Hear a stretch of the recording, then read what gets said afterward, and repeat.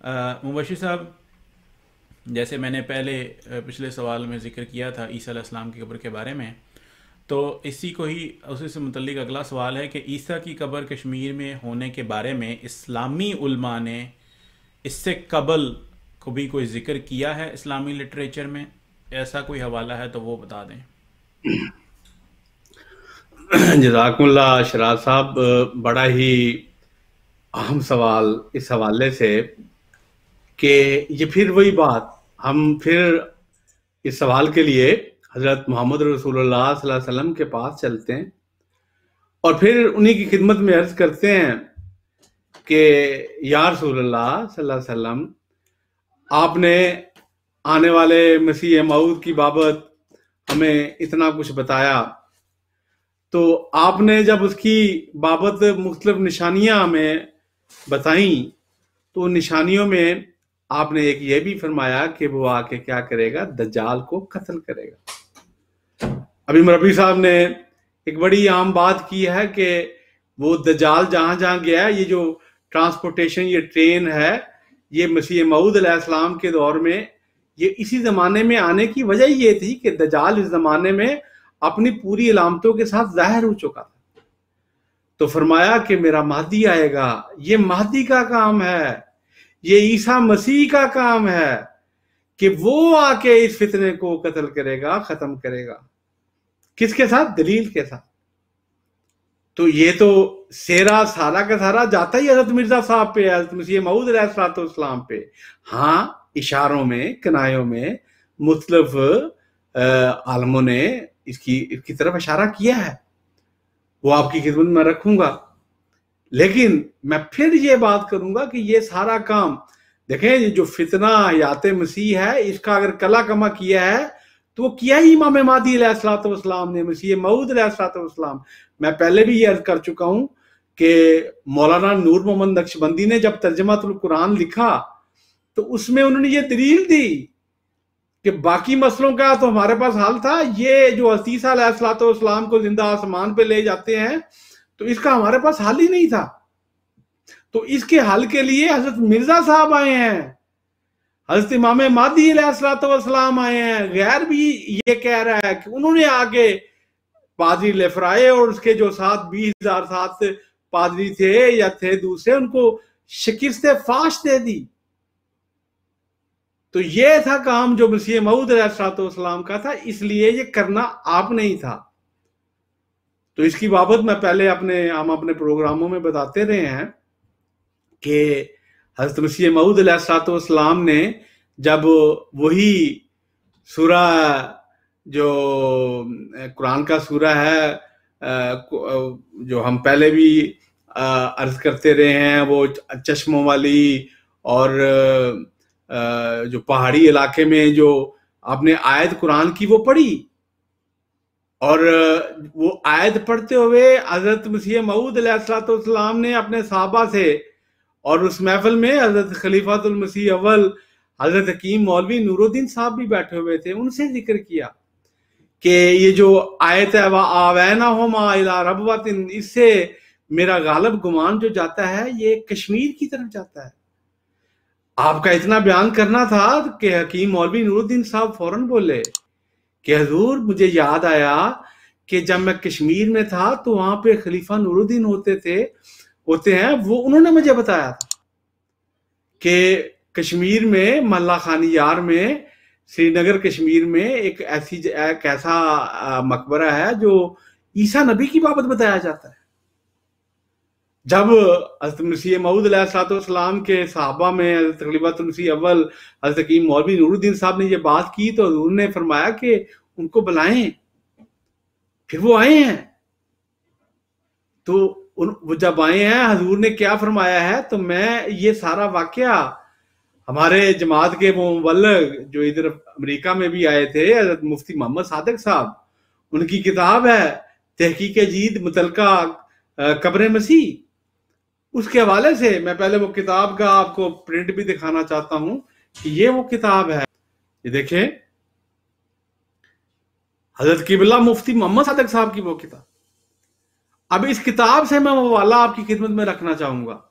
और आपको मैं ये पढ़ के सुनाऊंगा कि किस तरह से कहते हैं जी कश्मीर में कब्र मसीह का सवाल कैसे पैदा हुआ। इसकी बाबत हजरत मुफ्ती मोहम्मद सादिक साहब ये तहरीर फरमाते हैं, बाज दोस्त सवाल करते हैं क्या हजरत मसीह मऊद अलैहिस्सलाम को वही के जरिए अल्लाह ताला की तरफ से खबर दी गई थी कि हजरत मसीह की कब्र कश्मीर में है। इसके मतलब कोई वही या इलाम तो मुझे मिला नहीं। ये मुफ्ती मोहम्मद सादिक साहब फरमा रहे हैं, तहरीर फरमा रहे हैं कि मुझे इसकी मतलब इसकी बाबत कोई इलाम तो नहीं मिला। जहां तक मुझे मालूम है इब्तदा इसकी यूं हुई कि एक दिन हजरत मसीह मऊद अलैहिस्सलाम मजलिस में बैठे हुए थे। आपने फरमाया कि मैं आयत करीमा व आवैनाहुमा इला रबवातिन ज़ाते करारिन मईन पर गौर कर रहा था, और इस पर गौर करते हुए मुझे ऐसा मालूम हुआ कि गोया वो मकाम ऐसा है जैसे कश्मीर। इस पर हजरत खलीफातुल मसीहुल अव्वल रजी अल्लाह ताला ने फरमाया कि मैंने दुराने क़याम कश्मीर में सुना था कि यहाँ एक कब्र है। कहाँ? कश्मीर में, जैसे जिसे ईसा की कब्र कहते हैं। और ये बात मुझे खलीफा नूरुद्दीन साहब ने बताई थी, जो अपनी ड्यूटी के सिलसिला में सारे शहर का गश्त किया करते थे, और के बाद लोग उस नबी का रोजा और बाद शहजादा नबी का रोजा कहते हैं।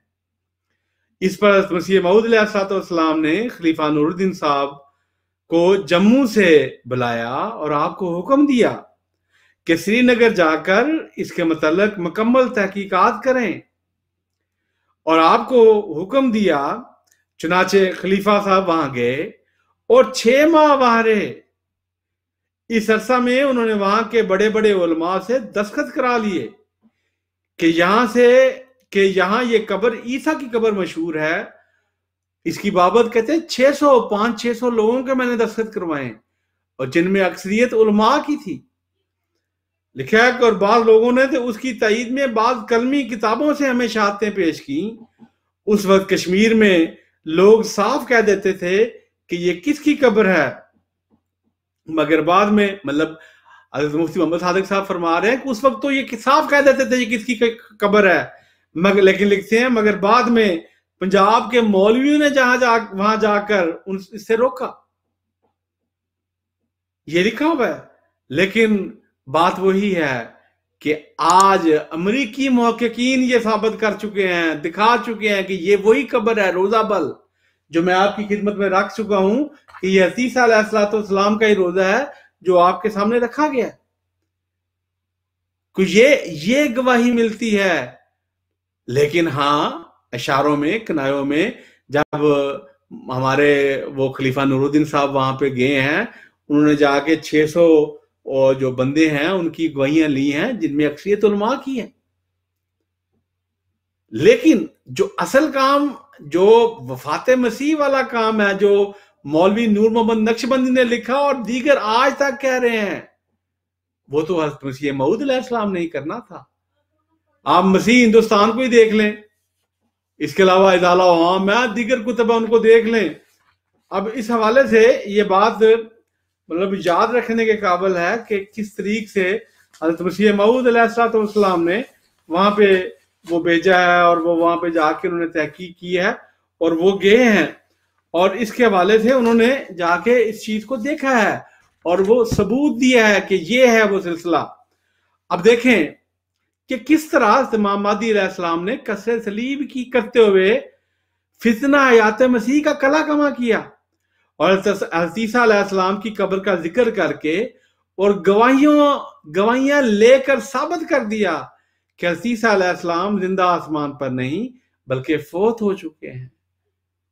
यही था ले यहले का मन हला का अम बैना व यहया मन हैया अम बैन।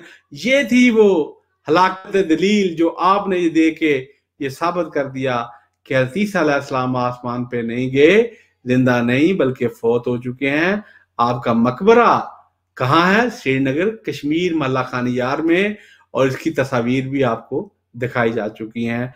वमा अलैना इल्लल बलाग। जज़ाकल्लाह मुबश्शिर साहब, आपने बड़ी तफसील से सवाल का जवाब दे दिया है।